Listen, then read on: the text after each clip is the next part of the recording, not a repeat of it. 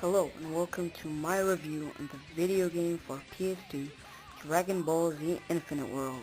I am making this review in 2012, which means this game is already pretty old. He was released in 2008. I'm here to find out if it passed the test of time and to answer another question. If you already own one of the other budokai games, should you buy this one? Stay tuned and you will know.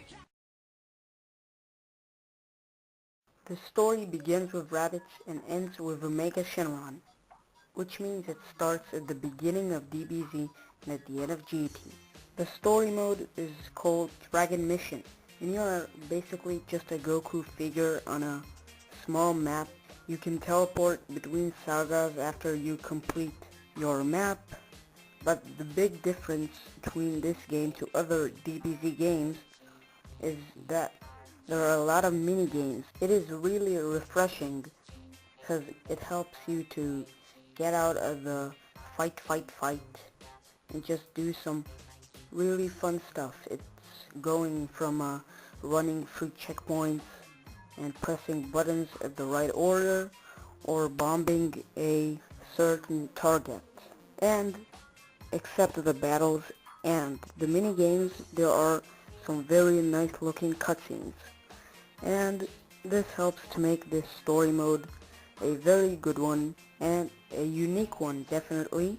And that's it with the story mode.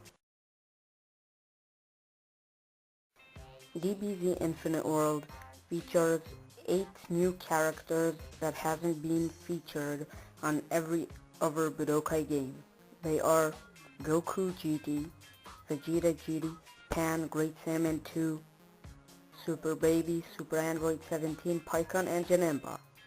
And these characters are pretty unique if you compare them to the other character rosters in the other budokai games.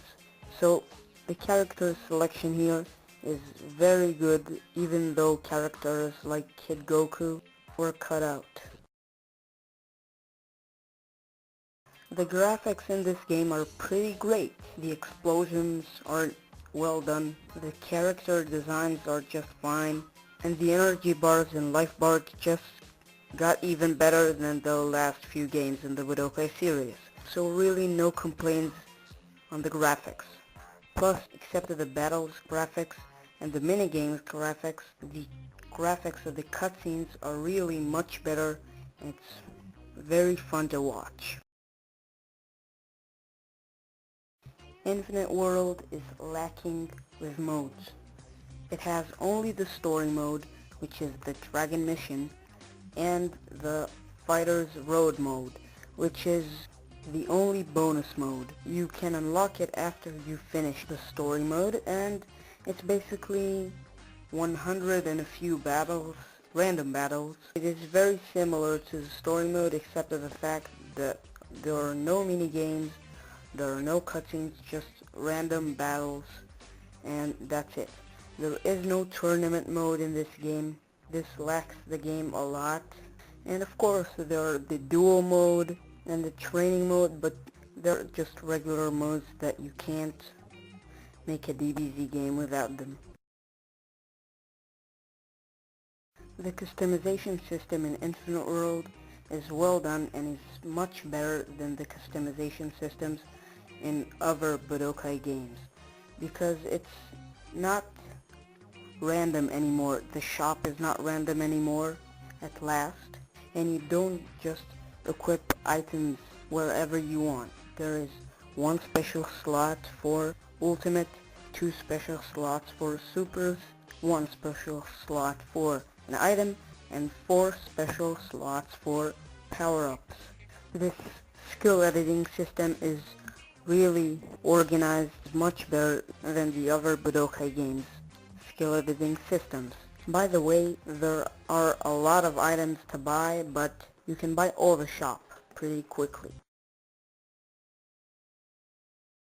This is of course the most important part in this game, the gameplay, which means if it's fun to play or not, and it's absolutely fun to play. The battles are quick, interesting, and it is very fun to play against comms or friends.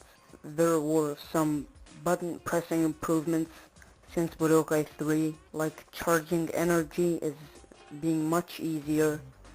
You just need to press L1 and no need to press X and to the button or the side that is not your opponent. It is really much more simple, and the fights feel really fluid, and that's it pretty much with the fights. Now for the mini games, it is really fun also, because when you run through checkpoints, sometimes the camera angles are not very good, but still you can manage the camera better, and the mini games spice up the game. They are really fun to play.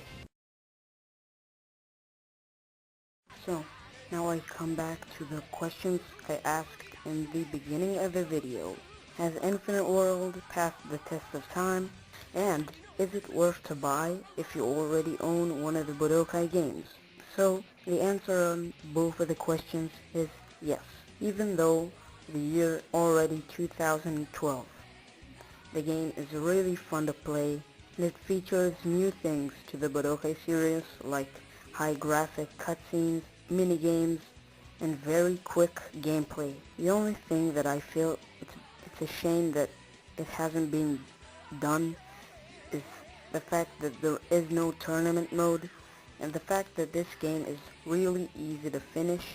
As I said, it's really easy to buy all the characters and all the skills to them, and after a while you will finish the game very quickly and you will play it only with friends. But still, this game is great, and I'm giving him a 9 out of 10.